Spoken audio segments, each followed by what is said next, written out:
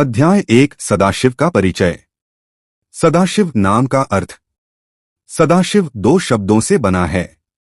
सदा जिसका अस्तित्व हमेशा हर काल में हो, शिव जो कल्याणकारी, मंगलकारी और शुद्धतम हो। इस प्रकार सदाशिव का अर्थ हुआ नित्य कल्याण स्वरूप परमात्मा जो सदा सर्वदा विद्यमान रहते हैं। दो वैदिक संदर्भ। ऋग्वेद में शिव को रुद्र कहा गया है। रुद्र ही करुणा और क्रोध दोनों के स्रोत हैं। यजुर्वेद में उन्हें महादेव, शंभु, ईशान कहा गया है। आगम और तंत्र ग्रंथों में सदाशिव को परमशिव का पांचवा और सर्वोच्च स्वरूप माना गया है। 3 अजन्म और अविनाशी। सदाशिव के बारे में शास्त्र कहते हैं वे अजन्मा हैं, अर्थात उनका जन्म किसी माता पिता से नहीं हुआ। वे स्वयं प्रकाश हैं, जैसे सूर्य बिना किसी कारण के स्वयं चमकता है। उनके लिए न आरंभ है न अंत, वे कालातीत सत्ता हैं। 4 सृष्टि में स्थान।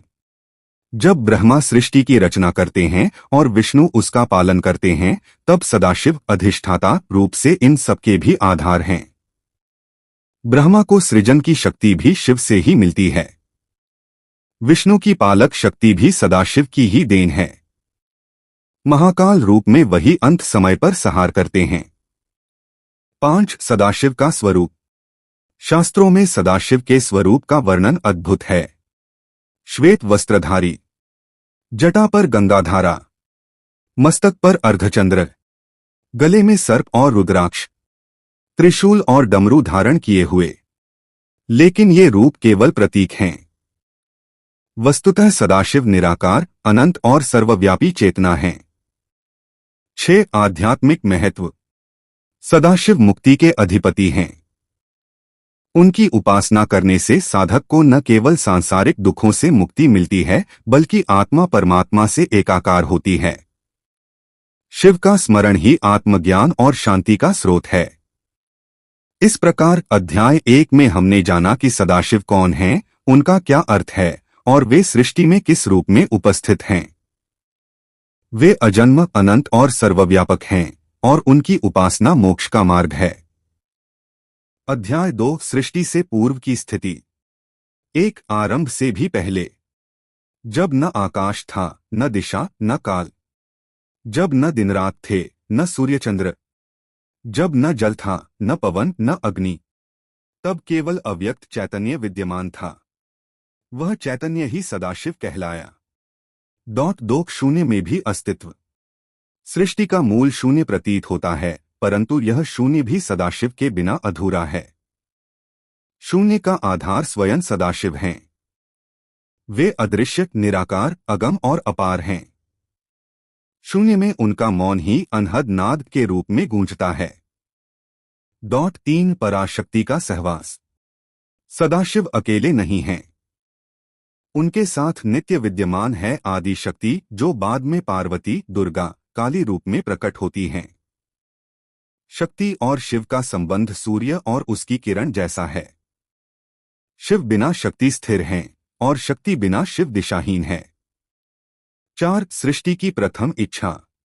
आगम और तंत्रों के अनुसार जब पराशक्ति ने इच्छा की कि मैं अनेक हो जाऊं, तब सदाशिव ने अपनी मौन चेतना से स्पंद लहरी उत्पन्न की।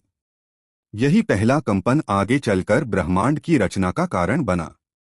5 काल से परे स्थिति। उस समय कोई कालगणना नहीं थी। न युग थे, न कल्प, न महाकल्प।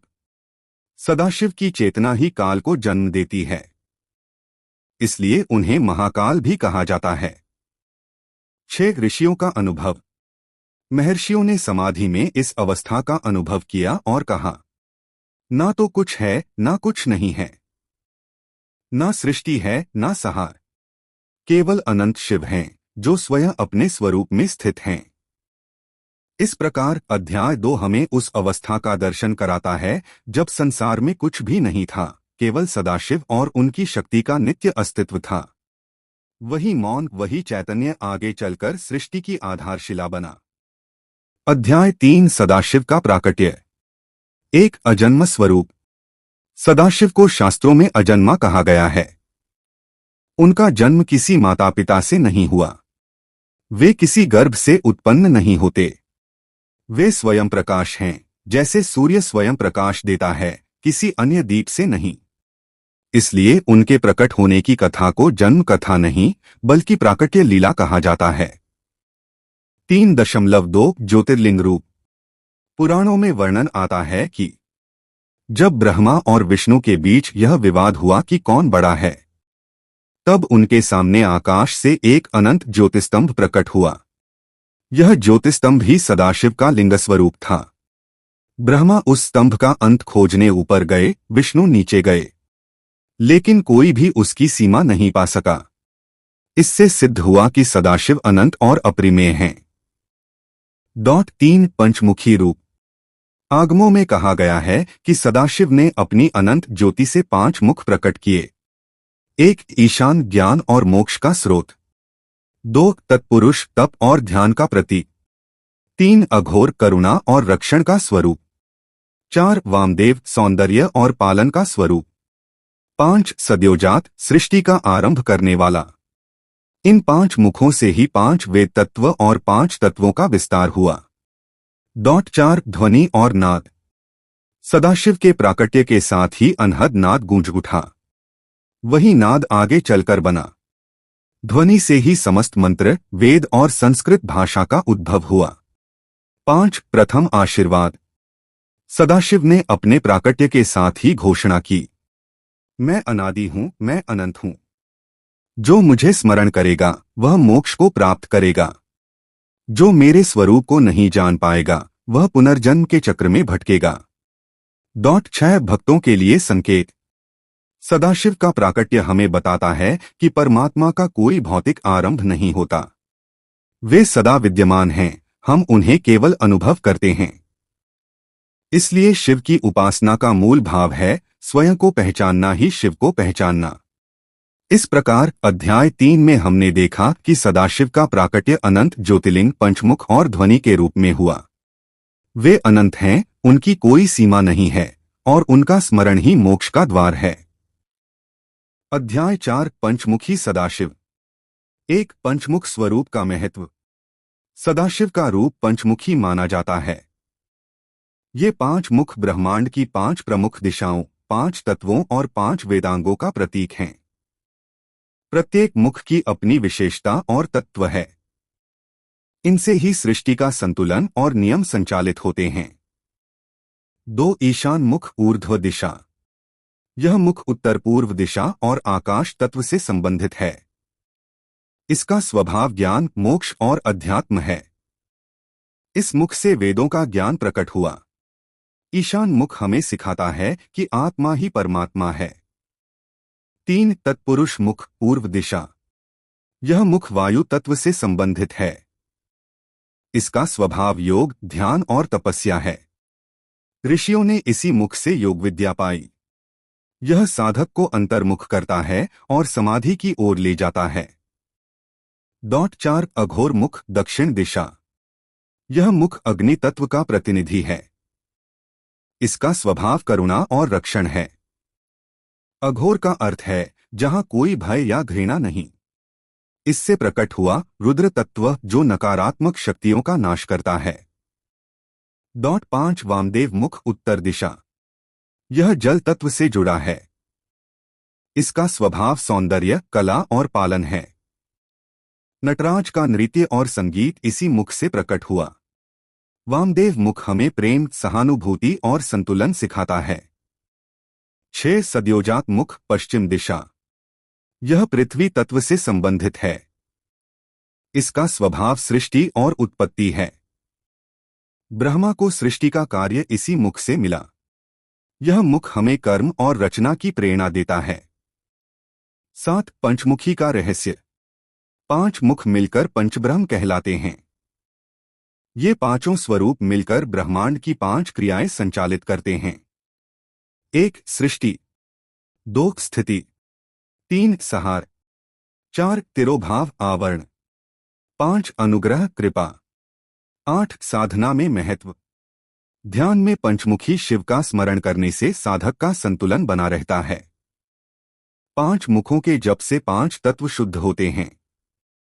यह साधना मोक्ष का द्वार खोलती है। इस प्रकार अध्याय 4 हमें सिखाता है कि सदाशिव के 5 मुख केवल रूपक नहीं हैं, बल्कि वे सृष्टि, तत्वों, विद्या और साधना के मूल आधार हैं। अध्याय 5 शक्ति और सदाशिव। 1 शिव और शक्ति का अभेद। शास्त्रों में कहा गया है, शिवम बिना शक्त्यामृतन, शक्ति के बिना शिव केवल निष्क्रिय हैं। शिव शक्त्यायुक्तो यदि भवती शक्तः प्रभवितुः, शक्ति के साथ ही शिव सृजन, पालन और संहार करने में समर्थ होते हैं। इसलिए शिव और शक्ति का संबंध सूर्य और उसकी किरणों जैसा है। दोनों अलग दिखाई देते हैं, पर वास्तव में अभिन्न हैं। 2 आदिशक्ति का स्वरूप। आदि शक्ति ही आगे चलकर अनेक रूपों में प्रकट होती हैं। सती तप और समर्पण का प्रतीक, पार्वती करुणा और शांति का स्वरूप, काली संहार और संरक्षण का रूप, दुर्गा शक्ति और विजय का प्रतीक। लेकिन इन सब का मूल एक ही है, आदि पराशक्ति, जो सदा सदाशिव के साथ रहती हैं। 3 सृष्टि की लीला। जब शक्ति ने इच्छा की मैं अनेक हो जाऊं, तब सदाशिव ने उनके संयोग से सृष्टि की प्रक्रिया प्रारंभ की। शक्ति ही माया बनकर विविध रूप धारण करती है और शिव साक्षी बनकर उन्हें आधार देते हैं। 4 तत्वदृष्टि से संबंध। कश्मीरी शैव दर्शन कहता है कि शिव है चेतना, पुरुषा। शक्ति है चेतना की गति, प्रकृति। बिना गति के चेतना स्थिर है और बिना चेतना के गति अंधी है। 5 विवाह और योग। पुराणों में सदाशिव और शक्ति का पवित्र विवाह वर्णित है। यह केवल लौकिक विवाह नहीं, बल्कि आत्मा और परमात्मा के संयोग का प्रतीक है। इस विवाह से यह संदेश मिलता है कि शिव और शक्ति दोनों मिलकर ही पूर्णता प्रदान करते हैं। 6 उपासना का संदेश। जो केवल शिव की उपासना करता है, उसे वैराग्य और ज्ञान मिलता है। जो केवल शक्ति की उपासना करता है, उसे सामर्थ्य और भोग मिलते हैं। लेकिन जब साधक शिव शक्ति का संयुक्त ध्यान करता है, तभी उसे पूर्णता और मोक्ष प्राप्त होता है। इस प्रकार अध्याय 5 हमें सिखाता है कि शिव और शक्ति का संबंध अद्वैत है, वे अलग नहीं, बल्कि एक ही सत्य के 2 रूप हैं। शक्ति शिव की अभिव्यक्ति है और शिव शक्ति का आधार। अध्याय 6 त्रिपुरांतक और लीला। 1 त्रिपुरासुर का जन्म। एक समय दैत्यराज तारकासुर के 3 पुत्र हुए। 1 तारकाक्ष, 2 कमलाक्ष, 3 विद्युन्माली। इन तीनों ने कठिन तपस्या करके ब्रह्मा से वरदान मांगा, हमें 3 नगर दीजिए जो स्वर्ग, पृथ्वी और पाताल में हों। ये नगर तभी नष्ट हों जब एक ही बाण से तीनों का संहार किया जाए। ब्रह्मा ने वरदान दे दिया और मय दानव ने उनके लिए 3 अभेद्य नगर त्रिपुर बना दिए। 2 त्रिपुरों का आतंक। तीनों दैत्य उन नगरों में रहते हुए असुर सेना के साथ संसार पर अत्याचार करने लगे। देवता, ऋषि और मानव सब त्रस्त हो गए। उनकी शक्ति इतनी प्रबल थी कि कोई देवता उनका सामना नहीं कर सका। 3 देवताओं की शरणागति। देवता विष्णु और ब्रह्मा के पास गए, लेकिन समाधान न मिला। अंततः वे सब मिलकर कैलाश पहुंचे और सदाशिव के चरणों में गिरे। उन्होंने विनती की, हे महादेव, केवल आप ही इस संकट से उबार सकते हैं। 4 शिव का संकल्प। सदाशिव मुस्कुराए और बोले, दैत्य का संहार तभी होगा जब समय पूर्ण होगा। जब उनके तीनों नगर एक सीध में आ जाएंगे, तब मैं एक बाण से उनका अंत करूंगा। यह सुनकर देवता प्रतीक्षा करने लगे। 5 त्रिपुर संहार की तैयारी। देवताओं ने शिव के लिए रथ बनाया। पृथ्वी रथ का आधार बनी। सूर्य और चंद्र रथ के पहिए बने। ब्रह्मा सारथी बने। विष्णु धनुष बने। मेरु पर्वत धनुष की डंडी। वासुकी नाग धनुष की डोरी। और अंततः शिव ने पाशुपत अस्त्र से युक्त बाण धारण किया। 6 त्रिपुरों का नाश। समय आने पर तीनों नगर एक सीध में आए। शिव ने एक ही बाण से उन नगरों का भेदन किया। त्रिपुर ध्वस्त हो गए और दैत्यों का अंत हो गया। 7 करुणा का स्पर्श। लेकिन सदाशिव केवल संहारक नहीं हैं। उन्होंने मारे गए दैत्यों की आत्माओं को मुक्ति प्रदान की, देवताओं को आशीर्वाद दिया और कहा, अधर्म का नाश अवश्य होगा, लेकिन धर्म की स्थापना करुणा के साथ ही होती है। 8 त्रिपुरांतक का संदेश। अधर्म चाहे कितना भी शक्तिशाली क्यों न हो, सत्य और धर्म के सामने टिक नहीं सकता। शिव का बाण केवल संहार नहीं, बल्कि मुक्ति का मार्ग भी है। यह लीला हमें सिखाती है कि परमात्मा का क्रोध भी करुणा से ही भरा होता है। इस प्रकार अध्याय 6 में सदाशिव की त्रिपुरांतक लीला वर्णित है, जिसमें अध्याय 7 योगेश्वर सदाशिव। एक योग का आदि स्रोत। शिव को आदियोगी और योगेश्वर कहा गया है। उन्होंने ही संसार को योग का प्रथम ज्ञान दिया। योग का अर्थ है आत्मा और परमात्मा का मिलन। सदाशिव स्वयं समाधि में स्थित रहते हुए योग की पराकाष्ठा का उदाहरण हैं। 2 सप्तऋषियों को उपदेश। कथा है कि हिमालय की गुफाओं में शिव गहन समाधि में लीन थे। 7 ऋषि सप्तऋषि उनके पास आए और विनती की, हमें आत्मज्ञान प्रदान कीजिए। पहले तो शिव मौन रहे, फिर करुणा से प्रेरित होकर उन्होंने योग का उपदेश दिया। उन्हीं सप्तऋषियों ने आगे जाकर योग विद्या को पूरे विश्व में फैलाया। 3 योग के 4 मार्ग। सदाशिव ने योग को 4 प्रमुख मार्गों में बांटा। 1 ज्ञान योग, आत्मा का सत्य ज्ञान। 2 भक्ति योग, परमात्मा के प्रति प्रेम और समर्पण। 3 कर्म योग, निःस्वार्थ कर्म और सेवा। 4 राजयोग, ध्यान, समाधि और अंतर्मन की एकाग्रता। 4 नटराज का रहस्य। नटराज रूप में शिव का नृत्य योग का प्रतीक है। यह नृत्य 5 क्रियाओं को दर्शाता है। 1 सृष्टि, नृत्य का आरंभ। 2 स्थिति, ताल का संतुलन। 3 संहार, घोर गति। 4 तिरोभाव, अदृश्य होना। 5 अनुग्रह, भक्तों पर कृपा। इस नृत्य में ही योग और ब्रह्मांड का रहस्य छिपा है। 5 समाधि का स्वरूप। शिव समाधि में स्थित होकर भी संसार का संचालन करते हैं। यह सिद्ध करता है कि योग का अर्थ संसार से भागना नहीं, बल्कि संतुलन बनाना है। समाधि में मन शून्य होता है और आत्मा सदाशिव में विलीन हो जाती है। 6 योग साधना का संदेश। योगेश्वर सदाशिव सिखाते हैं कि योग केवल आसन और प्राणायाम नहीं है। योग है जीवन के हर कार्य में परमात्मा की उपस्थिति का अनुभव। जब साधक भीतर शिव को देख लेता है, तब उसे बाहर किसी खोज की आवश्यकता नहीं रहती। इस प्रकार अध्याय 7 में हमने जाना कि सदाशिव ही योग के आदि स्रोत हैं। उन्होंने सप्तऋषियों को ज्ञान देकर योग की परंपरा प्रारंभ की और नटराज रूप में योग के रहस्य का प्रतीक बने। अध्याय 8 सदाशिव और भक्त। 1 भक्तों के प्रति करुणा। सदाशिव का सबसे बड़ा गुण है उनकी करुणा। वे भक्तों के भाव को देखते हैं, साधनों को नहीं।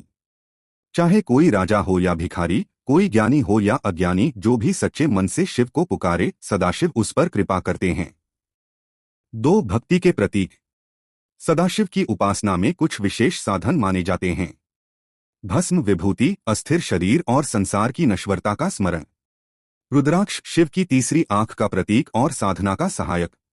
बिल्वपत्र त्रिगुणों सत्व, रज, तम का त्याग और समर्पण। गंगाजल पवित्रता और शुद्धि का प्रतीक। 3 भक्त मार्कंडेय।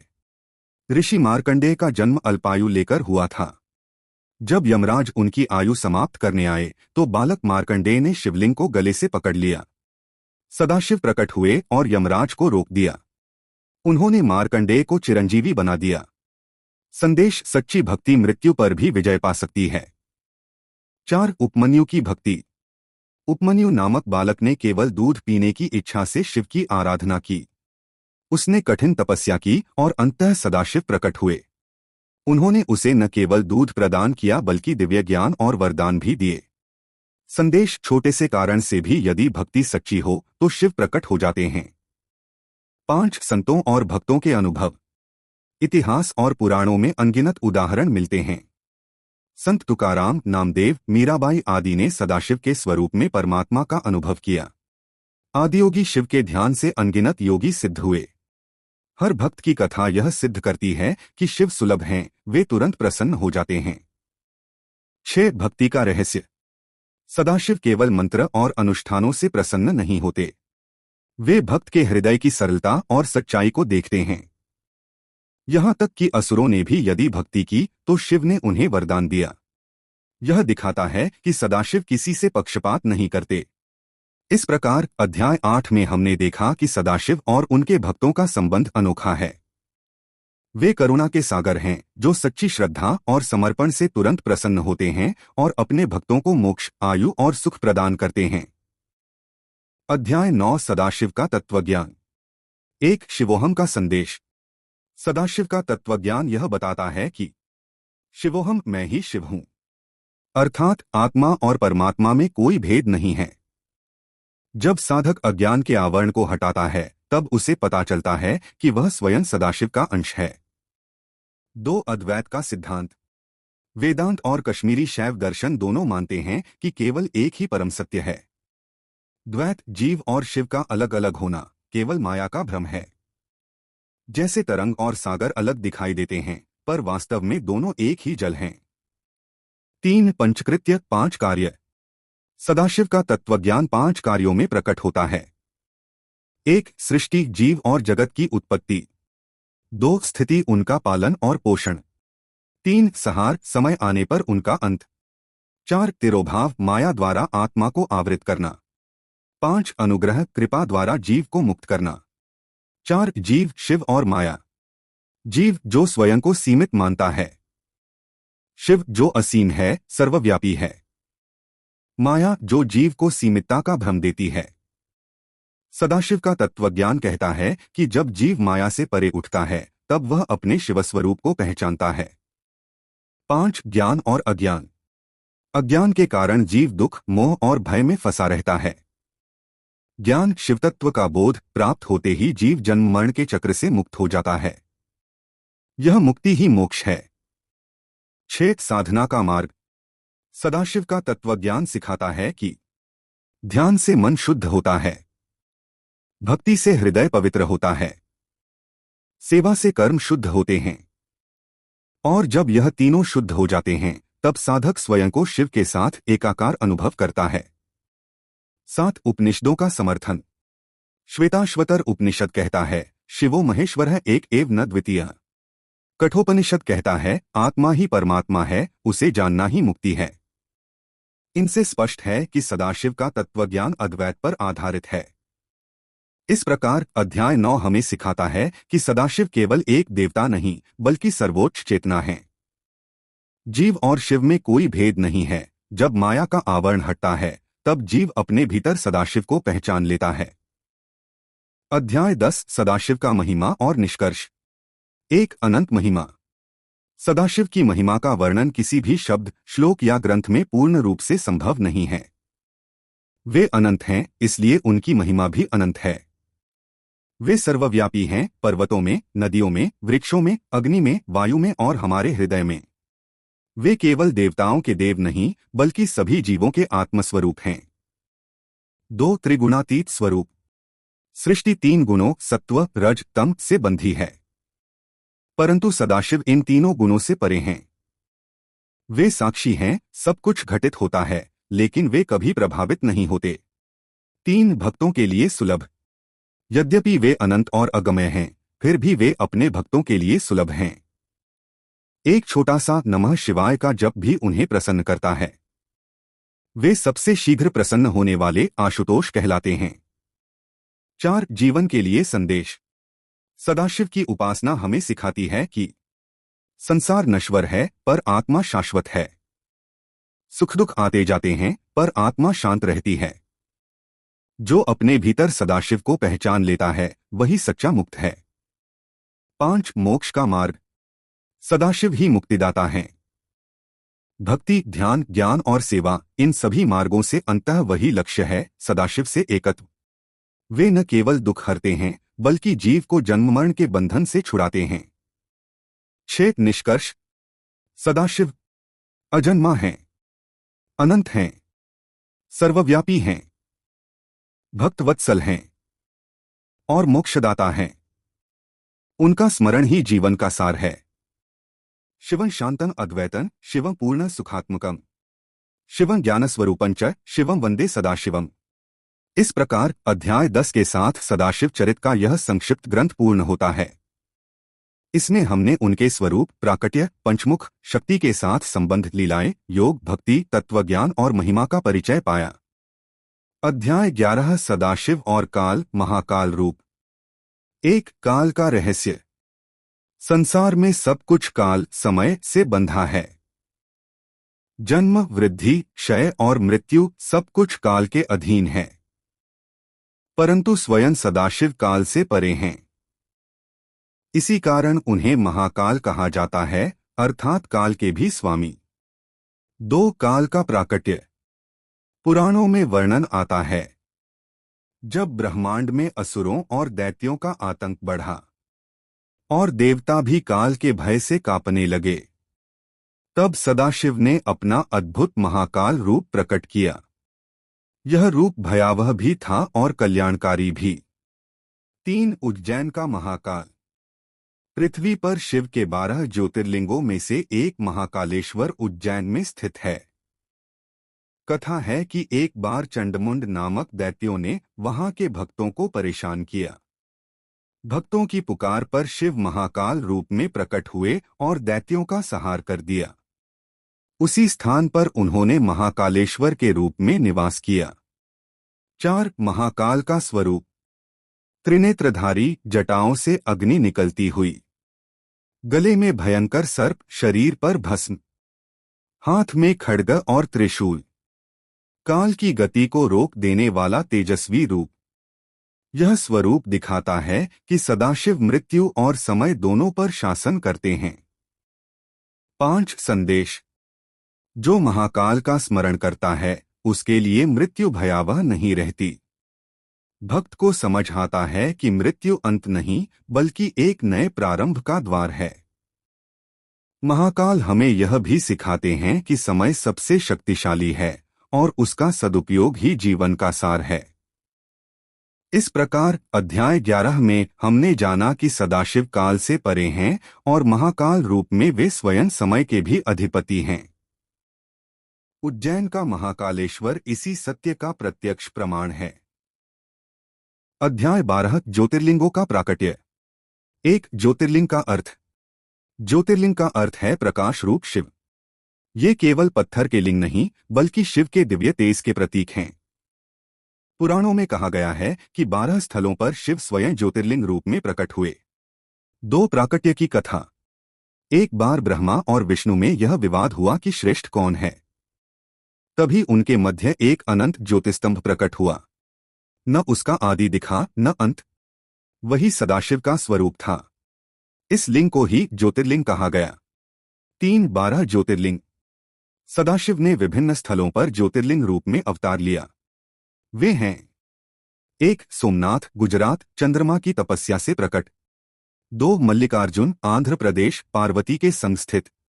3, महाकालेश्वर, उज्जैन, मध्य प्रदेश, काल का नाश करने वाले। 4, ओंकारेश्वर, मध्य प्रदेश, नर्मदा तट पर ओंकार ध्वनि रूप। 5, केदारनाथ, उत्तराखंड, पांडवों को दर्शन दिए। 6, भीमाशंकर, महाराष्ट्र, भीम दैत्य का सहार। 7, काशी विश्वनाथ, वाराणसी, उत्तर प्रदेश, मोक्षदायी स्थान। 8, त्र्यंबकेश्वर, महाराष्ट्र, गोदावरी का उद्गम स्थल। 9, वैद्यनाथ, झारखंड, रावण की भक्ति से प्रकट। 10, नागेश्वर, गुजरात, दारुकासुर का वध। 11, रामेश्वरम, तमिलनाडु, रामचंद्र जी द्वारा पूजित। 12, घृष्णेश्वर, महाराष्ट्र, भक्तिन घृष्णा की तपस्या से प्रकट। 4, विशेष महत्व। प्रत्येक ज्योतिर्लिंग का अपना अलग महात्म्य है। एक में शिव मोक्षदाता हैं तो दूसरे में काल के संहारक। कहीं वे भक्त की तपस्या से प्रकट होते हैं तो कहीं दैत्यों के वध के लिए। 5, साधक के लिए संदेश। ज्योतिर्लिंग केवल तीर्थ नहीं बल्कि आत्मज्योति का प्रतीक हैं। साधक जब लिंग का ध्यान करता है तो उसके भीतर की अज्ञान रूपी अंधकार मिटता है। शिवलिंग यह भी बताता है कि शिव निराकार होकर भी साकार रूप में अनुभूत हो सकते हैं। इस प्रकार अध्याय 12 में हमने जाना कि सदाशिव का ज्योतिर्लिंग रूप कैसे प्रकट हुआ और वे 12 स्थान आज भी जगत को दिव्य प्रकाश प्रदान कर रहे हैं।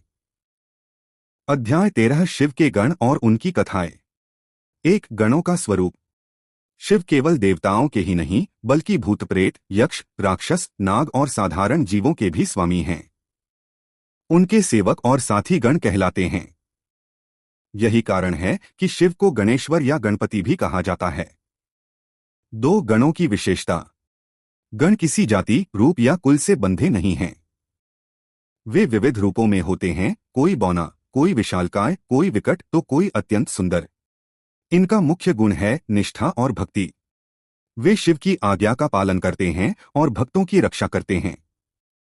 3 नंदी बैल। नंदी शिव के मुख्य गण और वाहन हैं।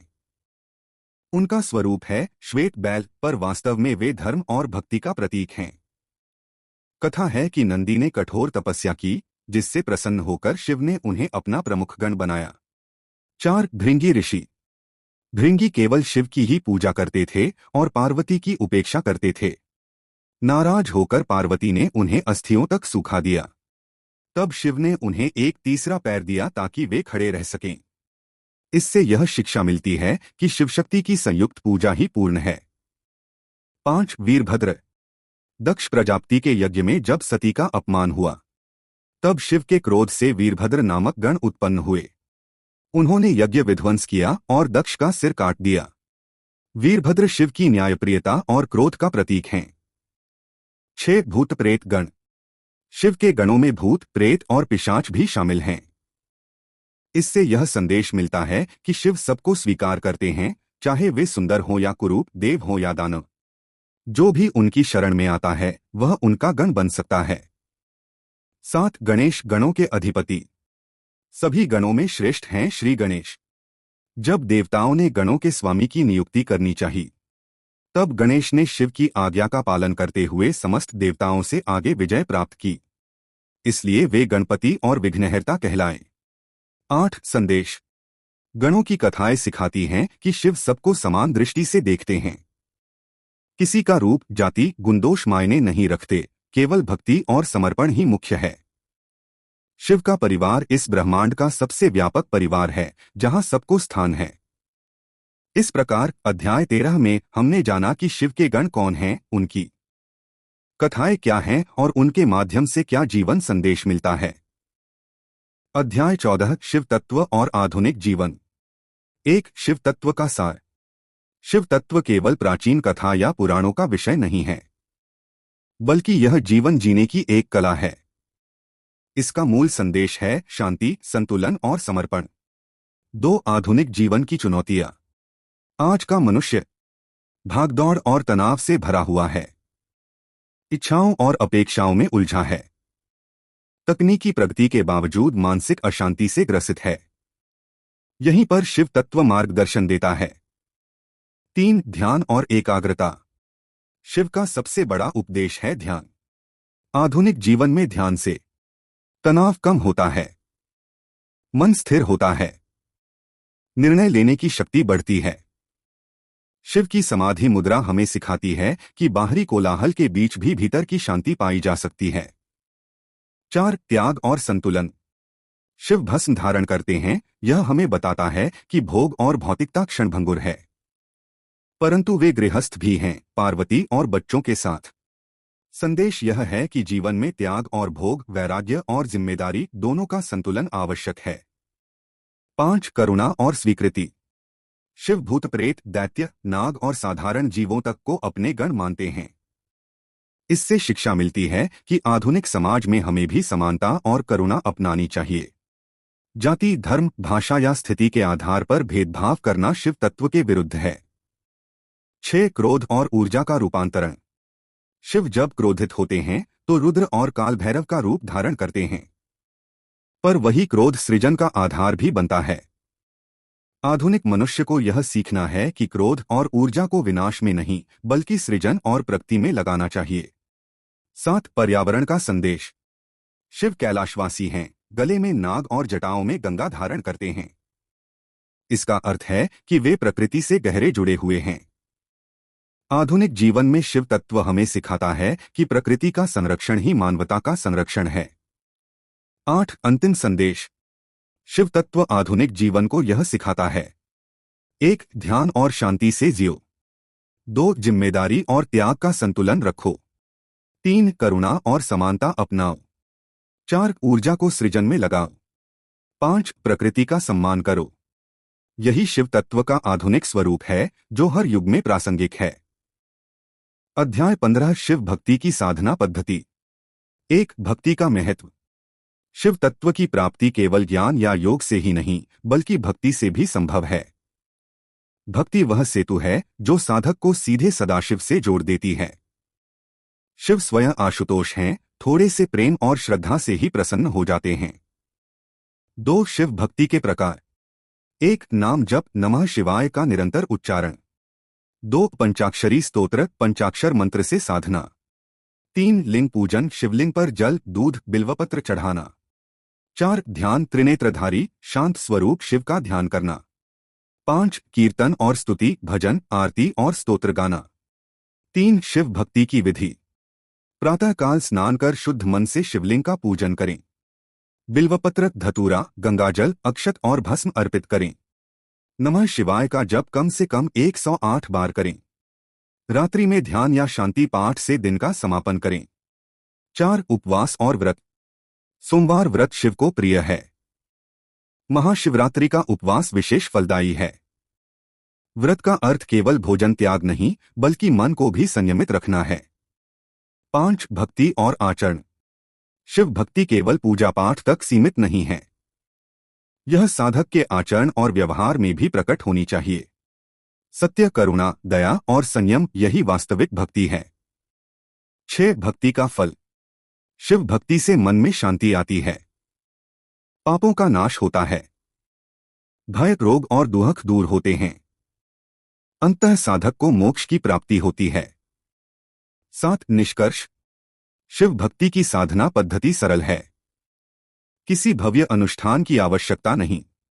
केवल सच्चे मन और श्रद्धा से किया गया छोटा सा स्मरण भी शिव को प्रसन्न कर देता है। भक्ति भाव प्रधान है, विधि गौण है। शिव वही हैं जो भक्त के हृदय में वास करते हैं।